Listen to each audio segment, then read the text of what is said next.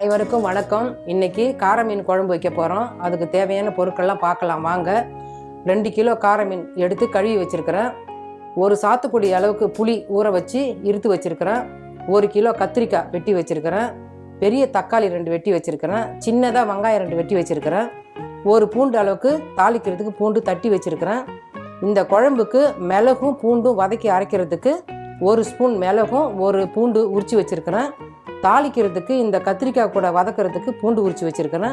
தேவையான அளவுக்கு உப்பு, இந்த ஸ்பூன் அளவு ஸ்பூன், இந்த ஸ்பூனால் 1 ஸ்பூன் வடம் எடுத்து வச்சுருக்கிறேன். 100 கிராம் எண்ணெய், தேவையான அளவுக்கு கருவேப்பிலை, ஒரு 2 சிட்டிகை மஞ்சத்தூள், இந்த ஸ்பூனால் 3.5 ஸ்பூன் மிளகாத்தூள் எடுத்து வச்சுருக்கிறேன். வாங்க குழம்பு தாளிக்கலாம். வாங்க வானல் காஞ்சிடுச்சு, எண்ணெய் ஊற்றிக்கலாம். குழம்புக்கு தேவையான அளவுக்கு எண்ணெய் ஊற்றிட்டேன். மீதி பூண்டு வதக்கவும் கத்திரிக்காய் வதக்கவும் இந்த எண்ணெய் எடுத்து வச்சுருக்கிறேன். எண்ணெய் காஞ்சிடுது. இப்போ வடகம் போட்டுக்கலாம்.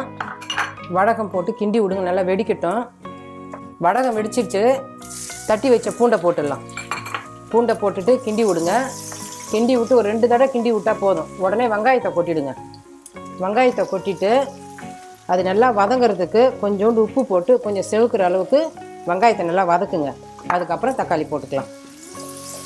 வெங்காயம் நல்லா வதங்கிடுது. இப்போ தக்காளி போட்டுக்கலாம். தக்காளி கூடவே இந்த மஞ்சத்தூளும் போட்டு நல்லா வதக்குங்க. தக்காளி நல்லா வதங்கிடுது. இப்போ புளி கரைச்சி வச்ச தண்ணி அதில் ஊற்றிங்க. புளி தண்ணி ஊற்றணும். குழம்புக்கு வேண்டிய மிளகாத்தூள் போட்டுங்க. இந்த குழம்புக்கு மிளகாத்தூள் காரம் கம்மியாக இருக்கணும், மிளகுத்தூள் காரம் கொஞ்சம் அதிகமாக இருக்கணும். தேவையான அளவுக்கு உப்பும் போட்டுங்க. நல்லா கிண்டி விடுங்க. கிண்டி விட்டு மூடிட்டிங்கன்னா கொதிக்கும் போது நம்ம பார்த்துக்கலாம். கார மீன் குழம்புக்கு மிளகும் பூண்டும் வறுத்து அரைச்சி ஊற்றணும். அதுக்கு வெறும் வானலில் மிளகு வறுத்துக்குவோம். மிளகு நல்லா வறுத்தாச்சு, வெடிக்க ஆரம்பிச்சிடுது. இப்போ எடுத்து கொட்டிங்க. அடுத்தது எண்ணெய் ஊற்றி பூண்டு வறுக்கணும். எண்ணெய் ஊற்றிக்கிறேன். ஏன் கொஞ்சம் தாராளமாக ஊற்றணுன்னா இதிலே கத்திரிக்காயும் வறுக்கணும், அதனால தான். இப்போ பூண்டு போட்டு நல்லா செவுக்க வறுத்துக்குவோம். பூண்டு இந்த அளவுக்கு செவந்த நேரம் வந்ததுக்கப்புறம் எடுத்துக்குங்க. பூண்டு கொஞ்சம் வதக்கிறோம் இறக்க போக்குள்ளே போடுறதுக்கு. அதுக்கு கூட கத்திரிக்காயும் போட்டு வதக்கிடுவோம். குழம்பு பாதி அளவுக்கு கொதிச்சதுக்கப்புறம் பச்சை வாசனை போனதுக்கப்புறம் இதை கொட்டணும். அதுக்காக தனியாக வதக்கிக்கிறேன். குழம்பு நல்லா கொதிக்குது. இப்போது நீங்கள் டேஸ்ட் பண்ணி பாருங்கள். உப்பு காரம் கம்மியாக இருந்தால் இப்போ சேர்த்துங்க. இந்த குழம்பு ஒரு 6 பேர் சாப்பிட்லாம்.